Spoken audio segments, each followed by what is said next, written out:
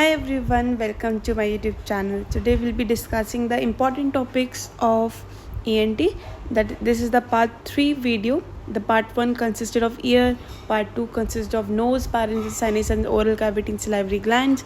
And now this is the part 3 in which we'll be covering the important topics of pharynx and larynx. Now I've listed all the topics in a chapter wise way, and this is from the book ENT Dhingra.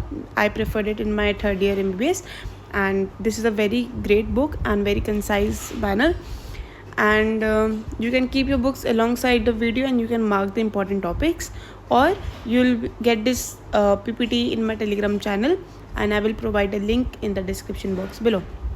So let us get on with the video.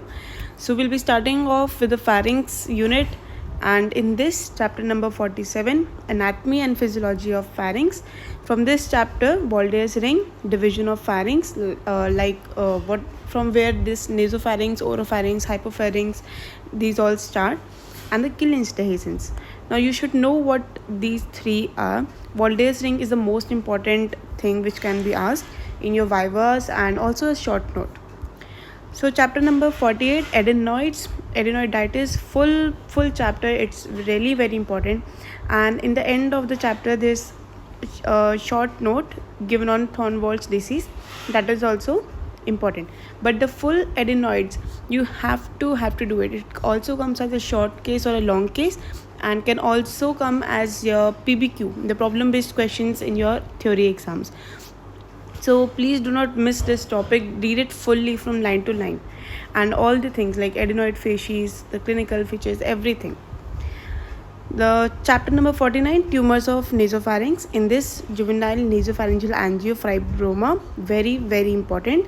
All these in which star marks are given, these are very important topics which you should not miss at all. And the nasopharyngeal cancer. These both the topics are really big, but these are very important. Only these two topics are there in this chapter, so please do not miss this. This is also important. Both these chapters are very important.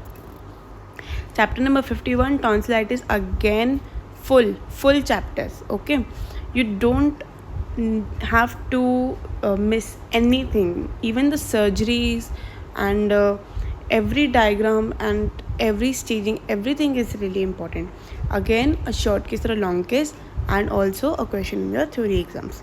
For practical purpose, very important. Okay, so this is for your viva practicals also.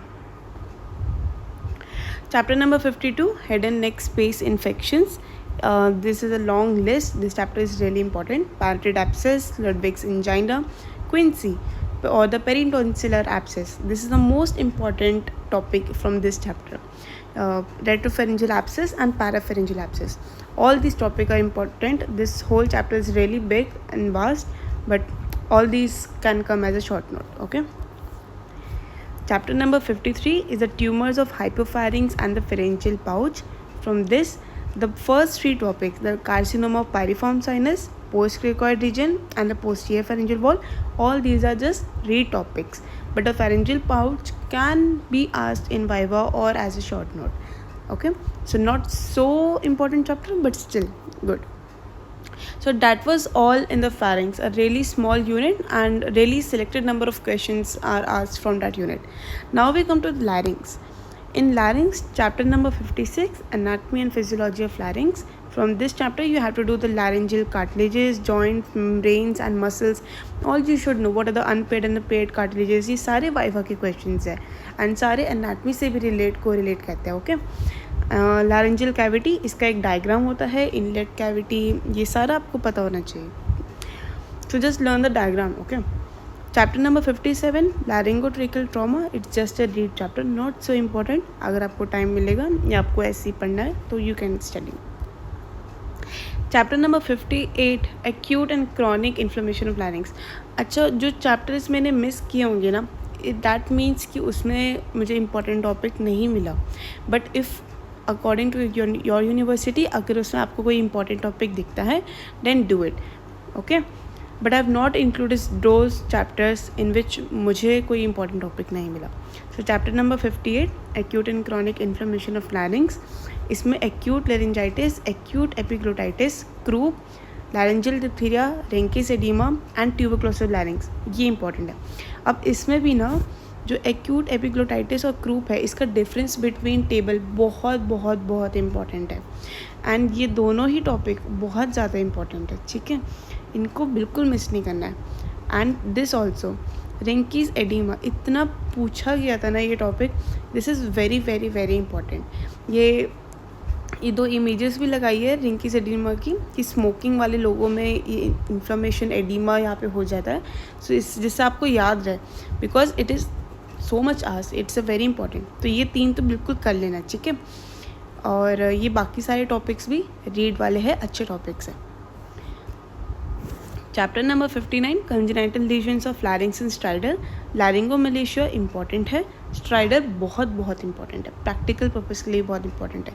इसके सारे इतने causes होते हैं ना, वो पूरी एक table बनी हुई है ENT में, वो पूरी लर्न मतलब ढींगरा में वो अच्छे से लर्न कर लेना। तो strider is very important. Chapter number 60 laryngeal paralysis. ये पूरा का पूरा चैप्टर थोड़ा सा कंसेप्चुअल है कि अगर यूनिलेटरल होगा इस नर्व का होगा, बायलेटरल होगा उस नर्व का, या रिकरेंट लैरिंजियल नर्व का यूनिलेटरल या bilateral, it's really like conceptual. एक बार ही पूरा समझ में नहीं आएगा, 2-3 बारी में समझ आ जाएगा अच्छे से। तो ये वाला पूरा चैप्टर करना है, मिस नहीं करना। जितने भी 4 सिनारियोज है वो चारों के चारों रीड करना है। Then comes chapter number 61 benign tumours of larynx. ये भी बहुत इंपॉर्टेंट चैप्टर है। इसमें vocal nodules, vocal polyp, Reinke's oedema इधर भी दे रखा है, उस चैप्टर में भी दे रखा था और इस चैप्टर में भी दे रखा है, दोनों जगह से पढ़ लेना, ठीक है। And juvenile papillomatosis, this is just a read topic, लेकिन vocal nodules and vocal polyp and Reinke's, this are very important, okay. Chapter number 62 cancer larynx, ये फुल करना है, बहुत बहुत इंपॉर्टेंट है। मैंने जैसा आपको बताया था कि मैक्सिलरी कैंसर और लैरिंग्स कैंसर, इन दोनों में से कोई एक तो ये पूछा जाता है, वेरी इंपॉर्टेंट। नेज़ोफेरेंजियल कैंसर भी बहुत इंपॉर्टेंट है, ये तीनों cancers are these are very important. So cancer larynx full कर देना पूरा, क्या होता है, क्या एटियोलॉजी है, क्या मैनेजमेंट है, क्या क्लिनिकल फीचर्स है, इसकी एपिडेमियोलॉजी, सब इंपॉर्टेंट है, ठीक है। Chapter number 63 voice and speech disorders. इसमें आप छोटा छोटा है, ये पता है आपको लग रहा होगा कि बहुत सारे टॉपिक्स हैं, बट ये ढींगरा की बुक में बहुत छोटे छोटे चैप्टर्स हैं। And even these are very small paras. तो hoarseness of voice, falsetto voice, ये वाले कर लेना। राइनोलेलिया क्लोजा और राइनोलेलिया एपर्टा, इनके कॉजेज़ क्या होते हैं, तो ये सबकी छोटी छोटी टेबल्स बनी है एंड इसके छोटे छोटे पैरा है, बिल्कुल कर लेना। This is important. Hyponasality and hyponasality कब देखी जाती है। अब लैरिंग्स भी ख़त्म हो गया, फैरिंग्स भी ख़त्म हो गए, but there are some left over chapters जो ENT की ढींगरा की बुक में लास्ट वाले दे रखे हैं। तो उसमें से हमें मेनली जो सर्जरीज होती है ना और इंस्ट्रूमेंट्स, ये सब बहुत इंपॉर्टेंट है। तो ये एक जगह मैंने मेंशन कर रखे, ट्रेकियोस्टमी, फॉरेन बॉडी, उसके रिमूवल टेक्निक्स, ये सब इंपॉर्टेंट है। ENT manifestation HIV and clinical methods in ENT, ये बहुत बहुत इंपॉर्टेंट चैप्टर्स है, ठीक है। This chapter is really like important, ये तो बहुत अच्छे से करना, पढ़ लेना मतलब, ठीक है। Myringotomy, mastoidectomy, myringoplasty, instruments in ENT, ये अगेन वेरी इंपॉर्टेंट, बहुत अच्छे से दे रखा है यार, ठीक है। मतलब बाकी जगहों से भी करना, जो फ़ोटोज़ आएंगी आपके पास इंस्ट्रूमेंट्स की, वो भी करना, गूगल से भी करना, बट इसमें भी बहुत अच्छे से दे रखा है। ये आपके अपेंडिक्स लास्ट में इंस्ट्रूमेंट्स दे रखा है। Caldwell Luc operation, SMR operation, septoplasty, इन दोनों का डिफरेंस भी आता है, अगेन इंपॉर्टेंट। ये दोनों इंपॉर्टेंट है। फेस के बारे में आपको पता होना चाहिए, functional endoscopic sinus surgery, direct laryngoscopy, very very very important, practical purpose के लिए बहुत इंपॉर्टेंट। इनडायरेक्ट और डायरेक्ट लायरिंगोस्कोपी, इसमें क्या इंस्ट्रूमेंट्स यूज़ होते हैं, आपको उन दोनों में क्या दिखाई देगा। जैसे पोस्टीरियर राइनोस्कोपी, उसमें आपको जब आप मतलब क्या विजुअलाइज कर सकते हो आप जब आप पोस्टीरियर राइनोस्कोपी यूज़ करोगे या फिर लैरिंगोस्कोपिक मिरर यूज़ करोगे। तो direct laryngoscopy, indirect laryngoscopy, very important. Tonsillectomy, adenoidectomy, very important, ठीक है। ये सारे 1 पेजेस के चैप्टर्स हैं, please do read them. And imaging techniques, this is again practical purpose के लिए बहुत बहुत इंपॉर्टेंट। इसमें सारे हमारे बहुत अच्छे से एक्सरेज दे रखे हैं एंड एक्सरेज हमारे प्रैक्टिकल में पूछा जाता है। So these are the miscellaneous chapters जो कि एंड में गिवन है. So that is all for this video and I hope आपको ये वीडियो पसंद आए. पार्ट 1, पार्ट 2, पार्ट 3, ये तीनों पार्ट ही पूरा ENT कवर करते हैं.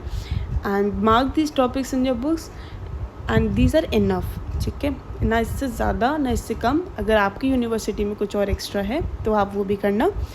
And I hope you like it. इसकी PPT टेलीग्राम ग्रुप पे अवेलेबल होगी. And thank you for watching.